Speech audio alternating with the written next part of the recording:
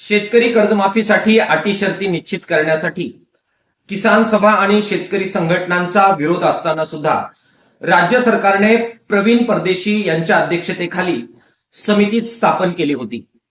या समितीनं आता आपला अहवाल राज्य सरकारला सादर केलेला आहे। मात्र त्यांनी केलेल्या शिफारशी लागू केल्या तर जनतेमध्ये मोठा असंतोष भडकेल हे पाहता आता ह्या अटी शर्ती बाजूला ठेवत मागे ज्या कर्जमाफ्या झाल्या त्यासाठी जे निकष होते तेच निकष वापरून नवी कर्जमाफी केली जाईल अशा प्रकारच्या बातम्या प्रसारित केल्या जाते आहेत। जर मागच्याच कर्जमाफीच्या आधारे निकष ठरवले जाणार होते तर मग आता प्रवीण परदेशी समितीचा बाबत इतका वेळ आणि पैसा खर्च का केला हा रास्त सवाल या पार्श्वभूमीवर किसान सभेच्या वतीनं आम्ही उपस्थित करतो आहोत। शिवाय शेतकऱ्यांना पुन्हा कर्जबाजारी व्हायला लागू नये यासाठी सुद्धा ही समिती आपल्या शिफारशी करणार होते। मग त्या शिफारशी काय होत्या हे सुद्धा जनतेला आणि महाराष्ट्राला समजण्याची आवश्यकता आहे। मागील कर्जमाफीमध्ये जे निकष लावले गेले त्यामुळे नियमित कर्जदार शेतकऱ्यांवर मोठा अन्याय झाला।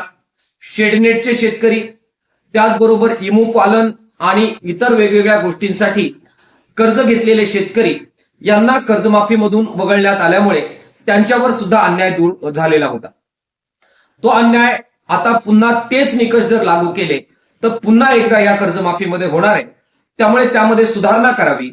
नियमित कर्जदारांना सुद्धा थकीत कर्जदारांना इतकाच दिलासा दिला जावा।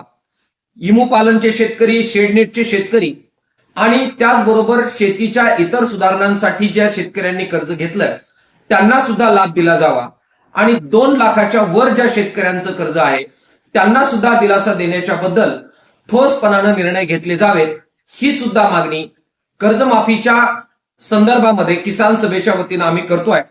त्याचा सुद्धा विचार शेतकऱ्यांच्या बाबत महाराष्ट्र सरकारने कर्जमाफी करताना करावा अशा प्रकारची मागणी किसान सभेच्या वतीनं महाराष्ट्र सरकारला आम्ही करतो।